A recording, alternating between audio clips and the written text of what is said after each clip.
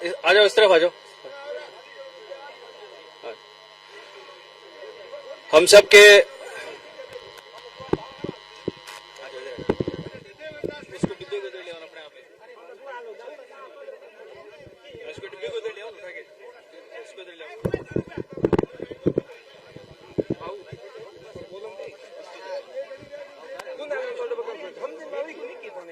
बस हम सब के बीच में विराजे हम सब के आदरणीय कांग्रेस पार्टी के वरिष्ठ नेता आदरणीय हरीश जी, जिला प्रमुख साहब, प्रधान साहब, सभी हमारे सरपंचगण, सभी हमारे वरिष्ठ नेतागण, और आज के दिन हमारे इस कांग्रेस पार्टी के सबसे मजबूत स्तंभ जाजम पे बैठे हमारे सामने आदरणीय हरखा राम जी, बोमा राम जी, नाना राम जी, मोटा राम जी, मगन खान जी, हाजी अब्बास, अयूब जी, उके खान जी, फगलू जी सरपंच साहब, मेरा छोटा भाई इलियास, जुनेद, सलीम, मेरे युवा साथी जोगेंद्र जी, कंवरा राम जी, और हमारे पार्टी के सभी वरिष्ठ जन, सभी हमारे युवा साथियों,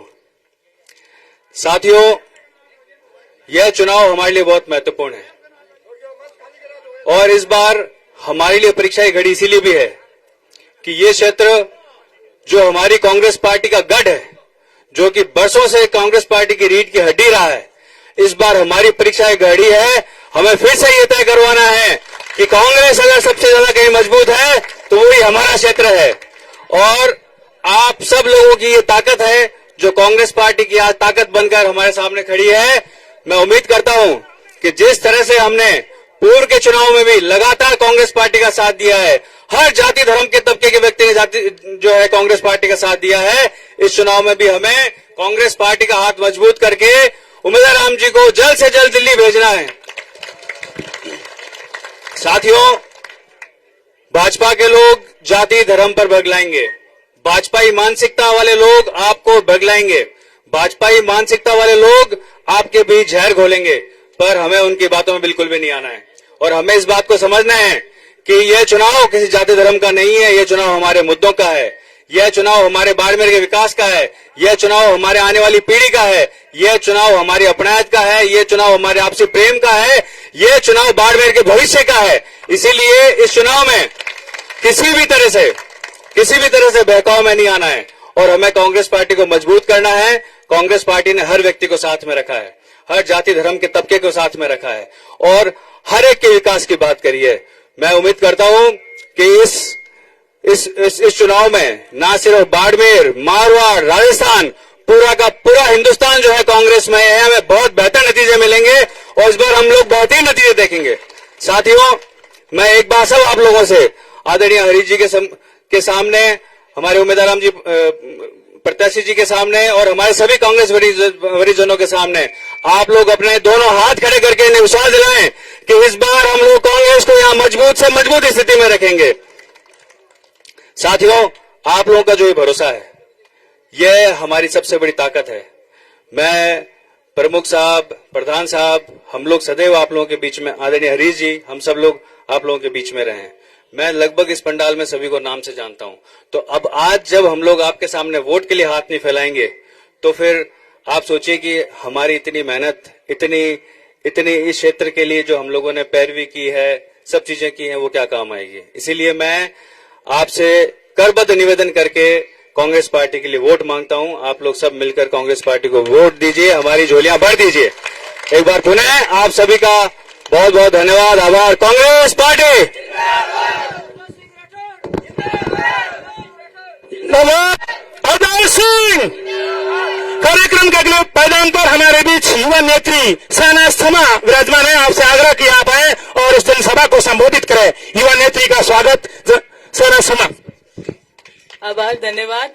आज की सभा में मंच पर उपस्थित हम सब के उम्मीदों के उम्मीद आदरणीय उम्मीदवार राम जी बेनीवाल साहब, हमारी कांग्रेस के आला कमान श्रीमान हरीश जी चौधरी साहब, प्रधान खरथाराम जी, जिला प्रमुख महेंद्र जी, सम्मानित मंच, मेरे समक्ष विराजमान मेरे तमाम पिता तुल्य बुजुर्ग, मेरे युवा भाई एवं बहनें, मेरे से पूर्व जितने भी वक्ता यहाँ आए, कांग्रेस के इतिहास से लेकर आज की जिस स्थिति में कांग्रेस है वो तमाम बातें आपसे करके गए। वक्त का तकाजा है, मैं इस क्षेत्र की बेटी, आपके गांव की बेटी होने के नाते आपसे इतना ही अनुरोध करूंगी, इतनी प्रार्थना, इतनी अपील करूंगी कि कांग्रेस को 26 अप्रैल को 1 नंबर बैलेट नंबर पे हाथ के निशान उम्मीदवार राम जी बेनीवाल को वोट दें और उन्हें विजयी बनाकर लोकसभा में आपकी पैरवी करने के लिए भेजें, क्योंकि ये 2 बार हारे हुए हैं। जीत की उसी कहते हैं ना कि जीत की जो मतलब होती है उम्मीद, वो सिर्फ हारने वाले को ही पता है। ये 2 बार हार चुके हैं और जीत किसे कहते हैं वो इन्हें पता होगी। इसलिए मैं आपसे उम्मीद लेके आई हूँ, आपके सामने ये उम्मीद करती हूँ कि जो हम लोग आए हैं, जो हम हमारी खाली झोलियां आपके पास लेके आप उन्हें भरने की कोशिश करेंगे। एक साथ मेरे साथ एक नारा लगाइए जिसकी गूंज दिल्ली तक जानी चाहिए, कांग्रेस पार्टी, कांग्रेस पार्टी। धन्यवाद। जय हिंद, जय भारत, जय कांग्रेस।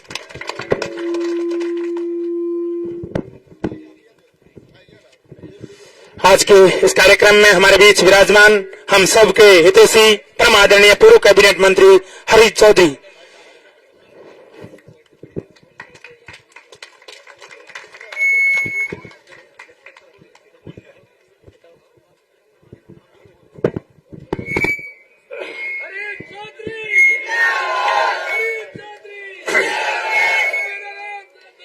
बाड़मेर लोकसभा क्षेत्र से कांग्रेस के उम्मीदवार राम जी बेनीवाल, सम्मानित मंच, बुजुर्गण और नौजवान साथियों, पूरे देश के अंदर आज जो हालात बने हुए हैं, उन हालातों के अंदर आप लोगों को फैसला करना पड़ेगा कि इस देश के मालिक कौन है। इस देश के मालिक किसान है या नहीं है, देश के मालिक सैनिक है या नहीं है, देश के मालिक ये नौजवान है या नहीं है, देश के मालिक हम लोगों के परिवार में रहने वाली गृहिणी है या नहीं है, या सिर्फ देश के मालिक चंद पूंजीपति ही है। आज देश के अंदर संविधान के संदर्भ में भी कभी किसी ने कल्पना नहीं की थी, इस देश के अंदर संविधान के बारे में भी इस तरह की सोच लोगों के अंदर होगी। नरेंद्र मोदी जी और उनके साथ वाले संविधान के संदर्भ में क्या क्या बातें कर रहे हैं, बात करनी अलग बात, उन्होंने इस संविधान को कमजोर करना पिछले 10 सालों के अंदर उसके प्रयास शुरू कर चुके। ये मैं कहने के लिए नहीं कह रहा हूं, चुनाव आयोग, संविधान के माध्यम से चुनाव आयोग बनाने का जो प्रक्रिया थी, उसके अंदर एक सरकार का नुमाइंदा प्रधानमंत्री या उसका नुमाइंदा, एक प्रतिपक्ष का नेता, एक सुप्रीम कोर्ट का चीफ जस्टिस, ये तीनों मिलकर और चुनाव आयोग का चयन करते थे। ये आज हमारा देश का दुर्भाग्य है, ये संविधान को कमजोर करने वाली ताकतें आज एक कदम आगे बढ़ चुकी और उन्होंने इसका लोकसभा और राज्यसभा के मार्फत से वो कानून और नियम के अंदर परिवर्तन कर आज चुनाव आयोग के अंदर सिर्फ और सिर्फ सरकार के 2 नुमाइंदे और एक प्रतिपक्ष नेता के माध्यम से वो पहला कदम, इस संविधान को कमजोर करने का वो पहला कदम आज ये रख चुके हैं। इस तरह का एक कदम नहीं, कई कदम ये रख चुके हैं। आप लोगों को तय करना है देश के मालिक हम सब है या नहीं है। आप लोगों को तय करना है ये देश संविधान से चलेगा या नहीं करेगा। हद तो जब होती है जब इस देश के प्रधानमंत्री के पद पर बैठे हुए व्यक्ति, हमारे लिए इस देश में लोकतांत्रिक व्यवस्था में प्रधानमंत्री से बड़ा पद कोई नहीं है, और वो खुद आकर क्या बात करते हैं, ये बात करते हैं कि बाबा साहब भीमराव अम्बेडकर जी अगर आ जाए तो नरेंद्र मोदी जी, बाबा साहब भीमराव अम्बेडकर जी इस देश के अंदर है, देश के कण कण के अंदर है, देश की हवा में है, देश के हर व्यक्ति के पास है। ये आपकी सरकार और सत्ता का मद है, उसके कारण आप बाबा साहब भीमराव अम्बेडकर जी को आप एहसास ही नहीं कर रहे हो। आज आपकी आंखें इस सत्ता से बंद हुई है। जो इंद्रिया है जिससे इंसान किस चीज को महसूस करता, वो सत्ता के मद से, उस नशे से वो इंद्रिया भी आज आपकी सुन हुई भी। कहां ये बातें करी जाती है 400 पार, और 400 पार करने का पीछे मकसद कि संविधान के अंदर परिवर्तन करेंगे। संविधान के परिवर्तन करने के पीछे मकसद जो हम लोगों का हक और अधिकार है, उस हक और अधिकार को, हो सकता है वो हक और अधिकार आज भी हम लोगों को पूरा नहीं मिल रहा है। आज इस देश के अंदर हर नागरिक को बराबर का हक और अधिकार नहीं मिल रहा है। ये हम सब लोगों के सामने चुनौती है कि हर किसी को हक और अधिकार बराबर मिले। कई लोग, नरेंद्र मोदी जी, उनकी आरएसएस के लोग, उनके मनुवादी सोच वाले लोग, वो इस आरक्षण का खिलाफ कर रहे हैं। आज भारतीय जनता पार्टी के लोग आरक्षण का खिलाफ कर रहे हैं। भारतीय जनता पार्टी के कर रहे हैं तो कर रहे हैं। उनके बी टीम जो हमारे यहां से खुद निर्दलीय उम्मीदवार है, वो ये बात कर रहे हैं कि मैं आरक्षण के खिलाफ हूं और चैलेंज कर रहे हैं। मैं उनको चैलेंज को वापस चैलेंज के तौर पर हूं कि आप ये जन्म नहीं, 7 जन्म ले लो, इस देश के अंदर भारत में आरक्षण कोई दुनिया की ताकत खत्म नहीं कर सकती। आज आरक्षण खत्म योग्यता के आधार के ऊपर, किसी पत्रकार से इंटरव्यू के तहत वो कहने की योग्यता के आधार के ऊपर। आज हमारे देश के अंदर एससी और एसटी, तो क्या हमने बराबरी का व्यवस्था के अंदर उनका अवसर दिए हैं? नहीं दिए। आज पिछड़े लोगों को हमने बराबर का अवसर दिया है? नहीं दिया। 2009 के अंदर आप लोगों ने आपकी ताकत से मुझे लोकसभा में भेजा। आपने जब मुझे आपकी ताकत से लोकसभा में भेजा तो सिंधी मुसलमानों को ओबीसी के अंदर शामिल किया, या आपके ताकत का उपयोग किया। और ये क्या चाहते हैं? सिंधी मुसलमानों का वोट चाहते हैं, दलितों के वोट चाहते हैं। और मकसद क्या? इनका मकसद क्या है? इनका मकसद है कि सिर्फ खुद की ताकत बढ़ाना, सबकी ताकत नहीं बढ़ाना, ये इनका मकसद है। ये फैसला आप लोगों को करना है। सिर्फ ये रिश्ता, नरेंद्र मोदी जी भी अपने से रिश्ता किससे है? अपने से रिश्ता सिर्फ वोटों का रिश्ता और राजनीतिक रिश्ता। कहने में तो बाड़मेर के अंदर आई, नरेंद्र मोदी जी के सामने तो वो टेरी प्रिंटर लगा हुआ, उसमें नरेंद्र मोदी जी को जो लिख कर देते हैं, क्या बोला कि मेरे इस इलाके से बहुत पुराने संबंध है, मैं इस इलाके के अंदर राजनीतिक कार्यकर्ता के तौर पर हुआ। नरेंद्र मोदी जी, इस इलाके के अंदर संबंध तो छोड़ो, मुझे नहीं लगता कि आपके आजकल गुजरात से भी कोई संबंध रही। आप किस नशे के अंदर, आपने किस मद के अंदर आप हो? हमारे बाबा रामदेव के लिए क्या क्या बातें वो कश्मीर से जोड़ रहे हैं। पिछला चुनाव पूरा उन्होंने कश्मीर से जोड़कर, और यहां आकर बाड़मेर में भी बाबा रामदेव की जन्मस्थली कश्मीर, जो शिव के अंदर उसकी जगह कश्मीर भेज दी। ये राजनीति के लिए क्या क्या कहते हैं, क्या क्या बोलते हैं, क्या क्या करते हैं, वो आप लोगों से छुपावा नहीं। हम लोगों की हिस्सेदारी और भागीदारी पूरी नहीं रही, इसलिए क्या कर रहे हैं? इसमें जो सरकारी नौकरियां हैं, नौजवान साथियों, वो सरकारी नौकरियां भी खत्म कर रहे हैं। विवाद कर रहे हैं, हिंदू से मुसलमान के लिए विवाद कर रहे हैं, वो भी कर रहे हैं। और ये निर्दलीय उम्मीदवार भी कर रहे हैं। निर्दलीय उम्मीदवार ये कह रहा है कि मैं ओबीसी के अंदर वर्गीकरण कराऊंगा। उन उम्मीदवार को ये पता नहीं है कि जब ओबीसी के लिए 21% से 27% का संघर्ष था, तो इसमें तमाम जातीय ओबीसी वाले का हक और अधिकार बढ़ाने की बात थी, उसका साथ तो आपने नहीं किया। आप इन लोगों को आपस में लड़ाने के लिए, आप लोग इन दोनों आपस के अंदर विवाद करने के लिए, विवाद करने के पीछे आपकी मंशा क्या है? सिर्फ और सिर्फ वोट लेने के लिए। तो नरेंद्र मोदी और आरएसएस से ट्रेनिंग लिए हुए ये लोग हैं, उन लोगों का मकसद ये है कि अपन एक जाजम के ऊपर नहीं बैठे। उन लोगों का मकसद क्या है? कहने में तो ये राष्ट्रवाद की बात करते हैं, पर ये सच्चे राष्ट्रभक्त भी नहीं है। मेरा आप सब लोगों से ये निवेदन है कि जो हालात यहां बने हुए हैं, 36 कौम के लोगों से मेरा निवेदन है, और सच्चा राष्ट्रीय भक्त कौन है, सच्चा कांग्रेसी कौन है, मेरा निवेदन है इसका निर्णय बाड़मेर विधानसभा के बिसाला के लोग, आप लोग करना कि कौन अपने स्वार्थ के लिए कांग्रेसी बनकर आप लोगों के बीच में आता था, और आज कौन सा कांग्रेसी आप लोगों के बीच में कांग्रेस की ताकत बढ़ाने के लिए आ रहा है। इसका फैसला आप लोग कर दो। कांग्रेस की सरकार के अंदर लूटना और लूट के साथ अपनी हिस्सेदारी भागीदारी के लिए कौन आ रहा था, और कौन आप लोगों के हक और हद के लिए आप लोगों के बीच के अंदर आ रहा है, बाड़मेर के नौजवान साथियों, बाड़मेर के 36 गांव, आप फैसला कर लेना कौन आपका है, कौन असली कांग्रेसी है। कांग्रेस के माध्यम से आप लोगों की ताकत लूटने के लिए कौन आ रहा था, कांग्रेस के माध्यम से आप लोगों के लिए संघर्ष करने के लिए कौन आ रहा है, इसका फैसला आप बाड़मेर के लोग कर लेना। मेरा आप लोगों से निवेदन, ये चीज सामान्य नहीं है, इस चीज को गहराई से आप लोग समझना। अगर गहराई से आप लोग समझोगे तो आने वाले समय अपन सब लोगों के लिए अच्छा समय देगा, और गहराई से अगर आप लोग नहीं समझोगे तो आने वाले समय के अंदर अपने को और ज्यादा संघर्ष करने की आवश्यकता पड़ती।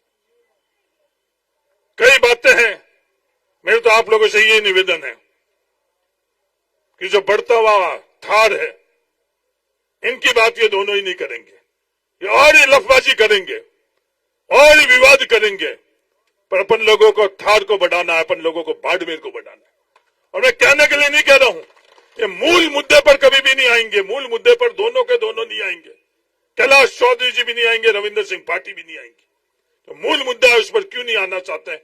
मूल मुद्दे पर आएंगे तो सबकी ताकत बढ़ेगी, कोई भी पीछे नहीं रहेगा, और विवाद करेंगे तो उनके साथ में बैठने वाले की ताकत बढ़ेगी, और जो उनके पीछे उनको प्रायोजित कर रहे हैं उन लोगों की ताकत बढ़ेगी।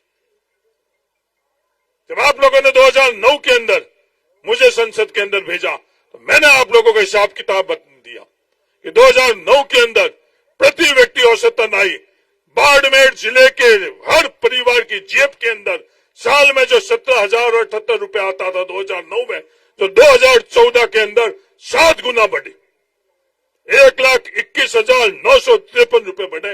ये मैंने आप लोगों को कहा। कभी इन दोनों के मुंह से ये बात सुनी? नरेंद्र मोदी जी को मैंने बात करी, कभी भी उन्होंने ये बात करी? कैलाश चौधरी जी ने कभी भी यह बात करी? रविंद्र सिंह पाटिल ने कभी भी यह बात करी? नहीं करेंगे, क्योंकि इससे आप सब लोगों की ताकत बढ़ने की, आप लोगों की बात के लिए कभी भी यह बात नहीं करेंगे।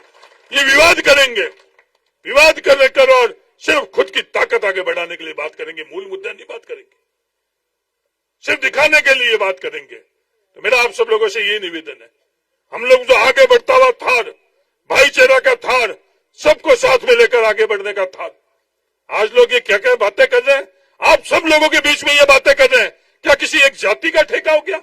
ये बात कर रहे हैं या नहीं कर रहे हैं? ईमानदारी से आप लोग जवाब देना। ये जहर हम लोगों के बीच में क्यों फैला रहे हैं? ये जहर फैलाने के पीछे इनका मकसद क्यों है? क्या यही एक जाति के 2 उम्मीदवार हैं? नहीं, इस देश के अंदर कई लोकसभा और विधानसभा क्षेत्र के अंदर एक ही जाति के 2 उम्मीदवार रहते हैं, कभी भी ये जहर किसी ने नहीं फैलाया। ये जोधपुर लोकसभा के अंदर एक ही जाति के 2 लोग हैं, कभी भी ये बात आपको कहीं से सुनने को मिली? नहीं मिली। ये हम लोगों के थार के अंदर जहर क्यों फैला रहे हैं? ये 36 कौम के लोगों से मेरा निवेदन है, इसको आप समझो। और ये क्या, ये बाड़मेर शहर के अंदर 10 के मिति ब्याज से कौन बाड़मेर शहर को लूट हुआ है, और आज वो लोग कहां खड़े हैं, ये आप लोग तय कर लो जाकर।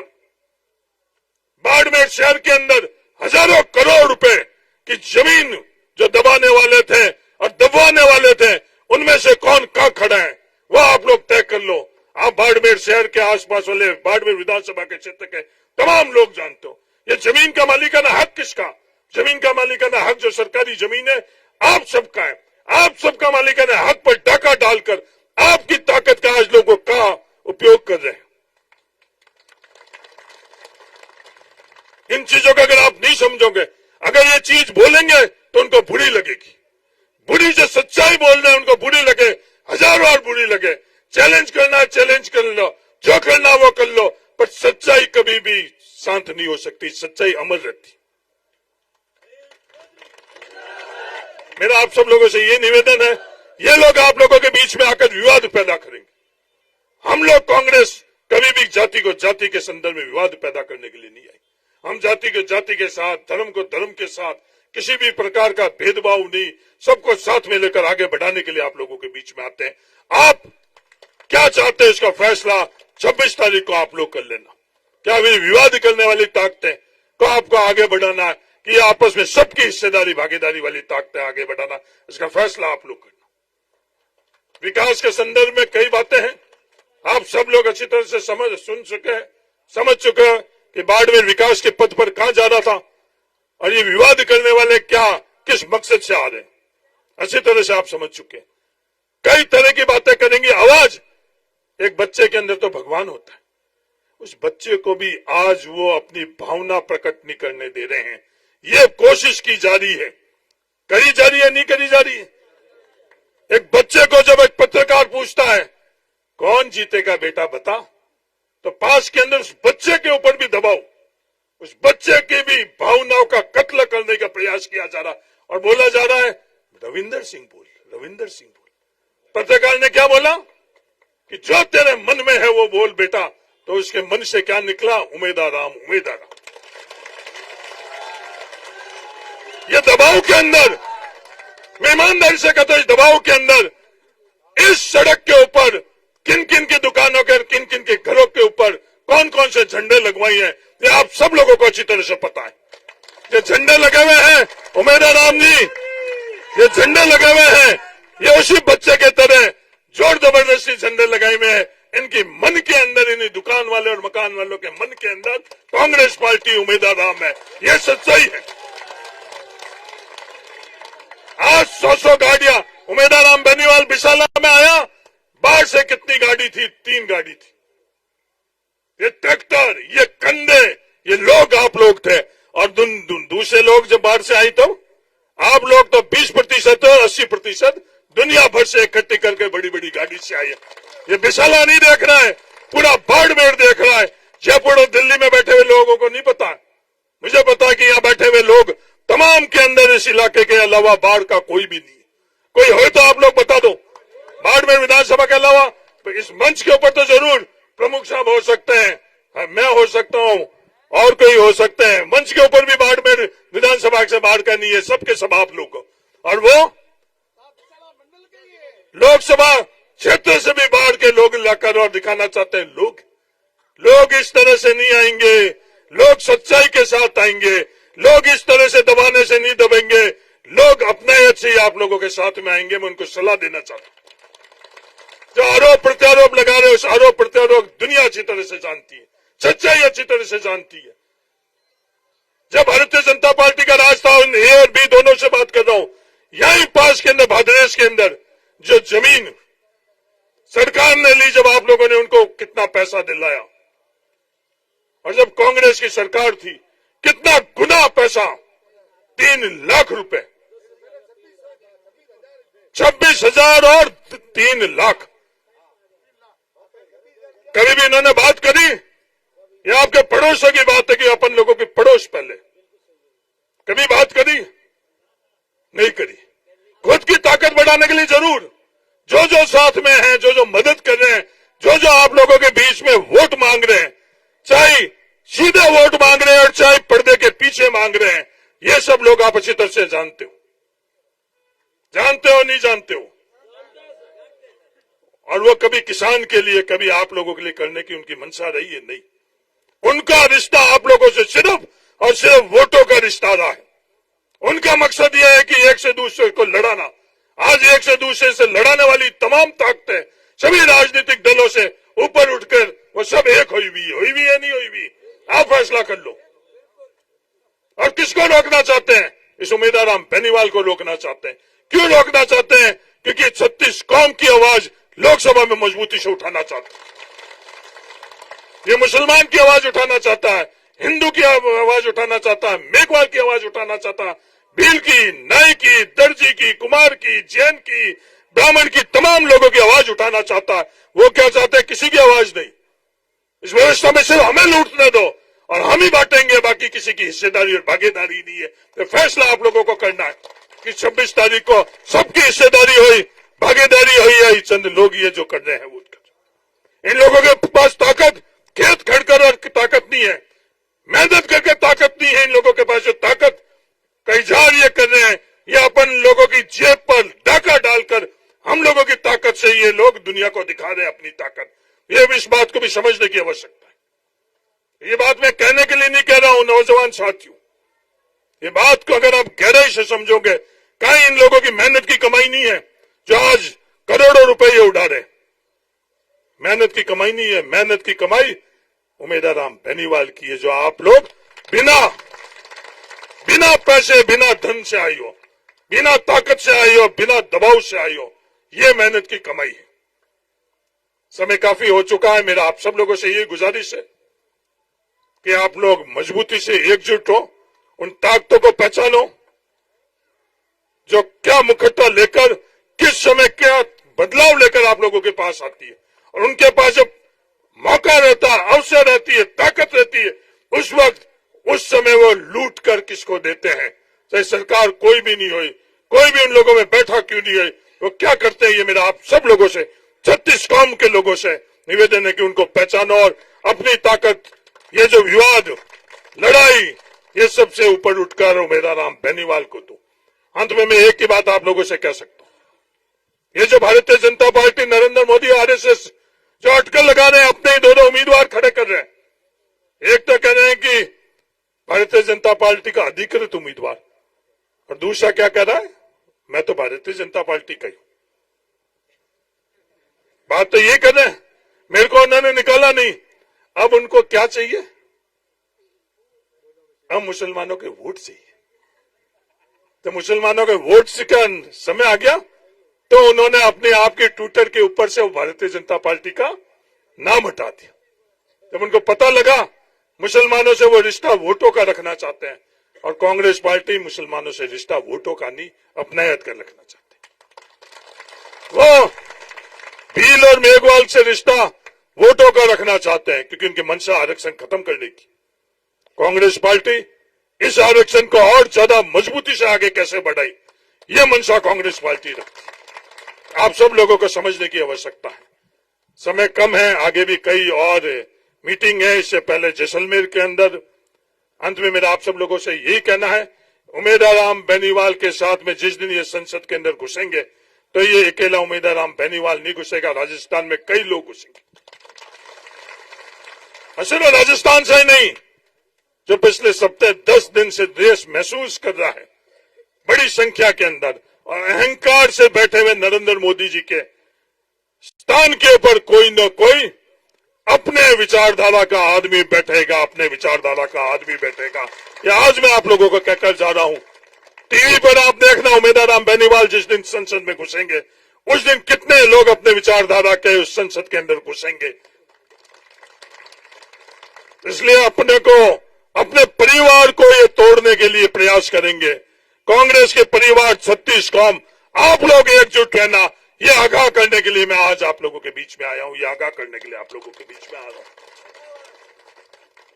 आप इतनी बड़ी संख्या में आए हो, तहे दिल से आप सब लोगों को धन्यवाद।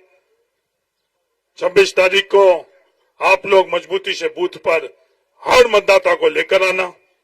वो लोग जो करोड़ों रुपए अपने लोगों से लूटे हुए खर्च कर रहे हैं, अपनी अपनी गहरी कमाई से सब संसाधन लगाकर और लाने। अंत में मैं एक और बात आप लोगों से कहना चाहता हूं, हर व्यक्ति से वोट मांगना। हर व्यक्ति से, आपके गांव के अंदर कोई भी परिवार और कोई भी व्यक्ति ऐसा नहीं रहे जिसे वोट नहीं मांगोगे। सिर्फ यही आप लोगों से मेरा निवेदन है। मैं आप लोगों से वोट नहीं मांग रहा हूं, क्योंकि आप लोग सब अपने साधन से बिना दबाव के यहां आए हो। क्या ये बात मंजूर है? तो हाथ खड़ा करना। नहीं मंजूर है? क्या आप लोग सब वोट मांगोगे? सबसे वोट मांगोगे? उनको लोकतंत्र नहीं पता, उनको तो अहंकार है, वो तो चैलेंज कर रहे हैं। उनको पता नहीं है 1952 के अंदर ये चैलेंज की व्यवस्था खत्म हो गई है। चैलेंज करने की ताकत नेताओं के पास नहीं है। चैलेंज करेगा मतदाता, आम लोग करेंगे। और चैलेंज, वो जो पिपाड़ी बजती है ना, भले भले की पी बोल जाती है। ये चैलेंज, ये आगे और पीछे और ऊपर और नीचे सब कुछ रह जाते हैं। जब ये पिपाड़ी की पी बोलती है, तो चैलेंज करने की किसी के पास ताकत नहीं है, किसी के पास आज अवसर नहीं है। चैलेंज कोई कर सकता तो ये जनता कर सकती। तो आप सब लोगों को तहे दिल से धन्यवाद। जिस तादाद में आप विशाला के लोग यहाँ आए हो, आज पड़ोस की पंचायत से, आज मेरे को सुकून की नींद आएगी।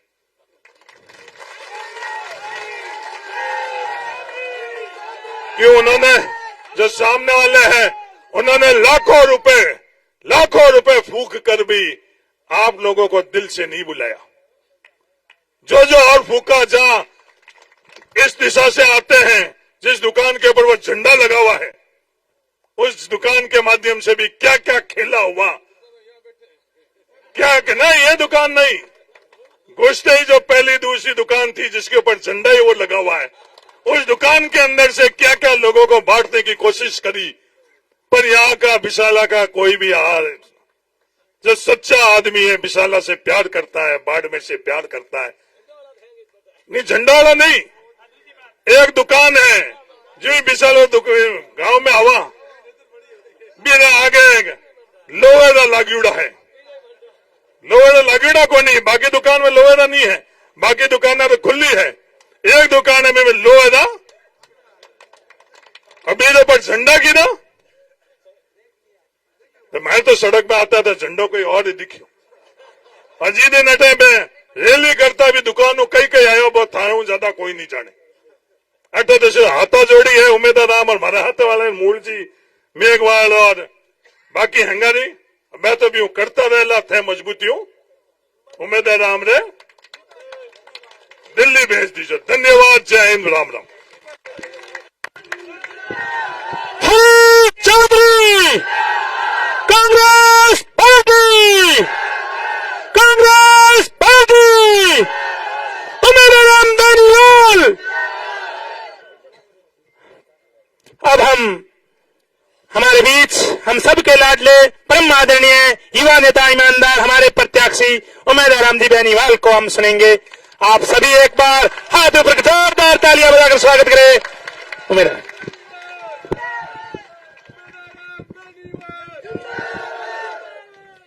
आज विशाला के अंदर भारी संख्या में सब लोग पधार कर आप सम्मानित मंच को आश्वस्त किया कि आप सब संगठित है, एकत्रित है और कांग्रेस पार्टी को जिताने के लिए पूरे मूड में है। आपका बहुत बहुत धन्यवाद। मंच पर विराजमान पूर्व शासन, पूर्व मंत्री और अखिल भारतीय कांग्रेस कमेटी के बड़े नेता हरीश जी चौधरी साहब, बाड़मेर के जिला प्रमुख महेंद्र जी चौधरी साहब, पूर्व प्रधान मूलाराम जी, आजाद सिंह जी, प्रधान प्रतिनिधि खरताराम जी, करनाराम जी, मूली जी, बीडीओ साहब,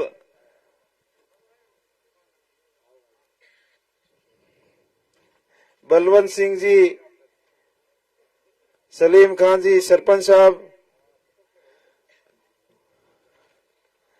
गौतम चंद जी जैन, मालदान जी चारण, रुकबा राम जी सरपंच, अली खान जी, हाजी अब्बास, जोगनाथ जी, मोहेब खान जी, पत्ता राम जी, चंपालाल जी सेजू, अकबर खान जी, मिठासी, अंबा राम जी, मोटा राम जी, उदय राम जी उप प्रधान, कुटला राम जी पूर्व प्रधान, किरण जी विराट, सहजान सम्मा, विमला जी, गुल्लाराम जी गर्ग, मेघवाल समाज के कोतवाल, गोवर्धन सिंह जी कुमावत, मट्टू खान जी, सोनाराम जी मंसूरिया, अयूब खान जी, पगलू राम जी, प्रहलाद जी बांगड़वा, आरएलपी नेता, जूड़िया खान, मांगीलाल जी सूरा, खुशाला राम जी पन्नू, कंवरा राम जी बैड, मोहन जी मोलू मारूड़ी और सोनाराम जी जो सेवा दल के मोहब्बत जी और समस्त सम्मानित मंच और गांव से पधारे हुए मेरे पिता तुल्य बुजुर्गों और युवा साथियों, आप सबका बहुत बहुत आभार, बहुत बहुत धन्यवाद। और आपने 3 तारीख को नामांकन सभा में भी बड़ी संख्या में अपनी उपस्थिति दर्ज कराकर एक रिकॉर्ड नामांकन सभा भी बनाई और उस दिन के बाद आपका जोश दिन प्रतिदिन बढ़ता ही जा रहा है। इससे कांग्रेस पार्टी के शीर्ष नेता पूरी तरह से आश्वस्त हैं कि आप ये लोकसभा की सीट कांग्रेस पार्टी के खाते में डालने वाले हो। पिछले 10 साल आपने बीजेपी को देख लिए, अपने को खूब सपने दिखाए, जिस महंगाई के नाम पर वो सत्ता के अंदर आए, आज महंगाई की क्या हालत है आप किसी से छुपी नहीं है। जिस मुद्दे के ऊपर, पानी के मुद्दे के ऊपर आए, अपने को सपना दिखाया बाड़मेर के किसान के हर खेत तक सिंचाई का पानी होगा, आज पीने के पानी के भी लाले पड़ रहे हैं, ऐसी हालत हो रखी है। उन जवानों को सपना दिखाया हर 2 करोड़ जवान को हर साल रोजगार देंगे, आज रोजगार कितने दिए वो किसी से हालत छुपे नहीं है।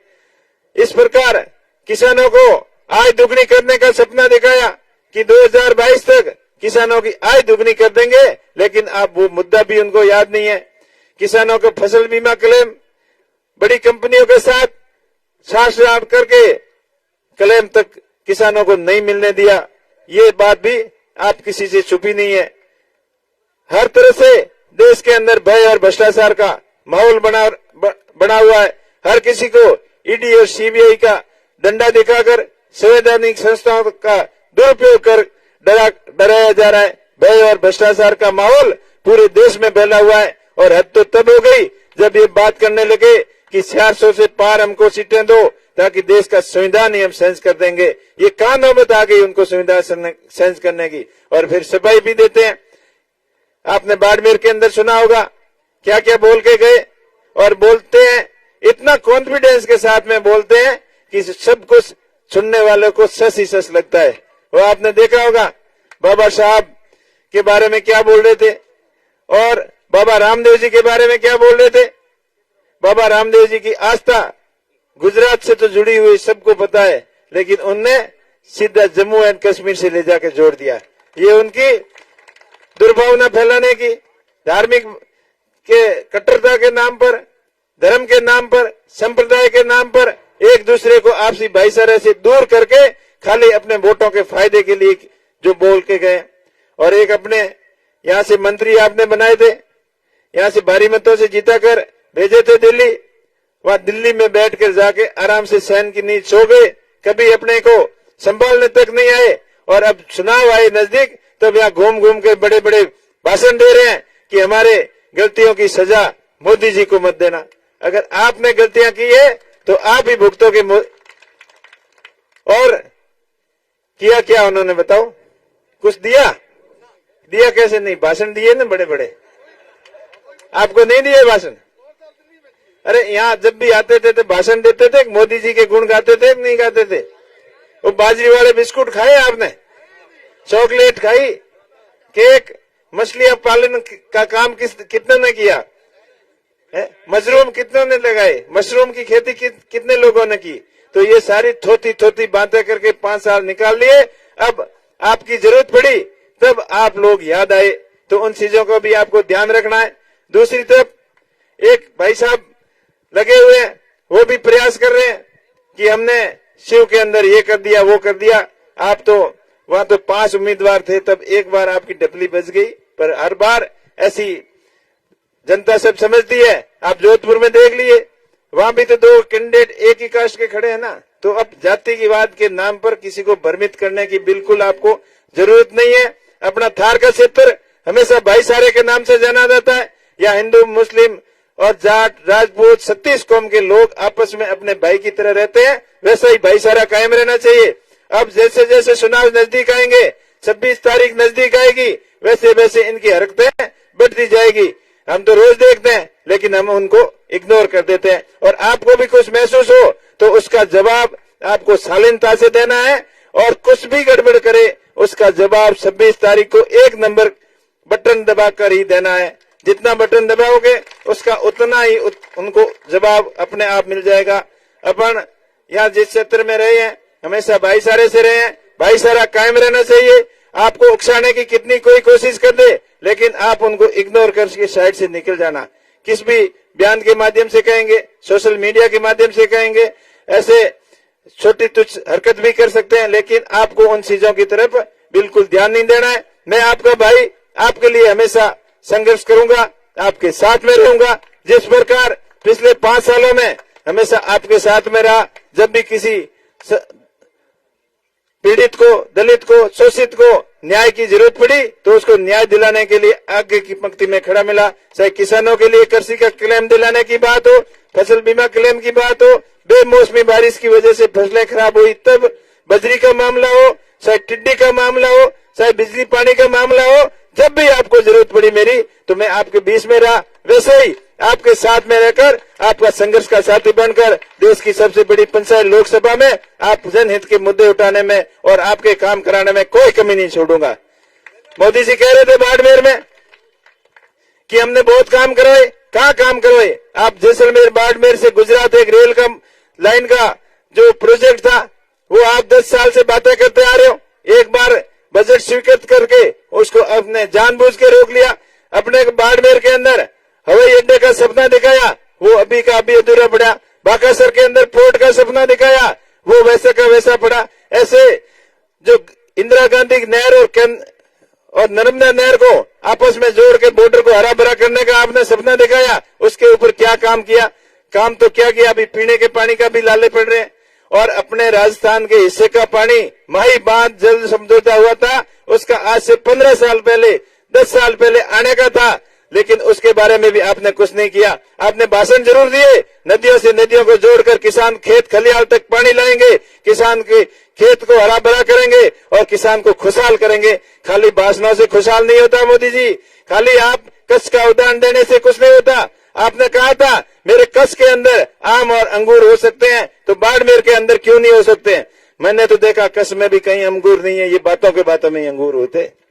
जैसे रामदेव जी वाली बात थी ना, वैसे वो कच्छ वाले भी अंगूर है। ये खाली थोथी बातों के ऊपर ध्यान देने की जरूरत नहीं है, अपने भाई के ऊपर भरोसा रखना। मैं आपके लिए हमेशा दिन रात प्रयत्न करूंगा और शिक्षा के क्षेत्र में एक डिजिटल नई क्रांति लेके आएंगे, इसका मैं आपको भरोसा दिलाता हूं। जिसकी छोटी सी शुरुआत दायित्व से की है और वो आप लोगों के सहयोग से, सरकार के सहयोग से पूरे अपने मारवाड़ के अंदर, पूरे थार के अंदर उसकी शुरुआत करेंगे। क्योंकि बाबा साहेब भीमराव अम्बेडकर का सपना था कि हमारे देश की एजुकेशन विदेशों से भी बेटर हो, और उन्होंने कहा करते थे हमेशा कि शिक्षा वो शेरनी का दूध है, जो पिएगा वो दौड़ेगा। इस संदर्भ में हमने प्रयास भी किए और प्रयास किए तभी तो हम आगे बढ़े, और इसमें और अधिक प्रयास करने की जरूरत है। क्योंकि आने वाला समय हमारे लिए चैलेंजिंग का समय है, टेक्नोलॉजी का समय है और स्टैंडर्ड उसमें स्मार्ट एजुकेशन का समय है, स्किल डेवलपमेंट का समय है।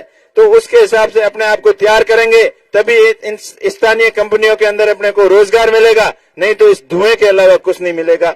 मैं आपका भाई आपसे भरोसा दिलाता हूं कि इन स्थानीय कंपनियों में आप सभी युवाओं को 80% से ज्यादा नौकरी मिले, और जो ये कंपनियां पॉल्यूशन फैला रही है इसके भी ऊपर डंडा चलाएंगे।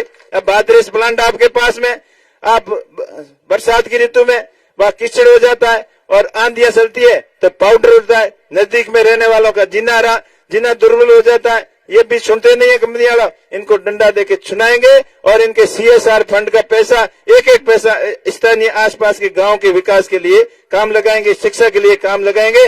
आप अपने भाई पे भरोसा रखना, मुझे आप अपना समझकर अपना हित के हिसाब से मेरे ऊपर आशीर्वाद रखना, कांग्रेस पार्टी को मजबूती से जिताना और आने वाली 26 तारीख को 1 नंबर बैलेट पर ज्यादा से ज्यादा बटन दबाकर कांग्रेस को मजबूत करना। और आप एक एक घर घर तक ढाणी ढाणी जाकर वोटों की आप अपील करना, क्योंकि वोट देने के लिए लोग सब तैयार है, लेकिन कहीं तो यहाँ डी के वोट तो देना मत कोई मनवार करे तो बेटा, तो मन है और मनवार की कमी आप मत रेवंडियो, सब एक एक ने जान अपील करियो। मैं तो 2 बार भाई तू चुनाव लड़िया, पर ये युवाओं को तो जोश घणो ही हो, पर बूढ़ियों को आशीर्वाद थोड़ो कम हो। तो हम के ओए कयो घणो ही तो 18 में तुम्हारे ये लागी कोने, हम कहते कि कहते ये फट दणो ये लागी बूढ़ियों कहनो कियो। धन्यवाद हूँ पूरे कांग्रेस पार्टी के, अपने बाड़मेर के सामान्य नेताओं ने और बाड़मेर की जनता ने, कि मारे जड़े सामान्य परिवार के आदमी ने और एक लोकसभा को प्रत्याशी बनाया, यूं कहीं बड़ी बात हो सके। तो आप आशीर्वाद रखना, मैं आपके काम में कोई कमी नहीं छोड़ूंगा और आपके भरोसे के ऊपर पूरा खरा उतरूंगा। आप सबका बहुत बहुत आभार, धन्यवाद। जय हिंद, जय भारत, जय कांग्रेस।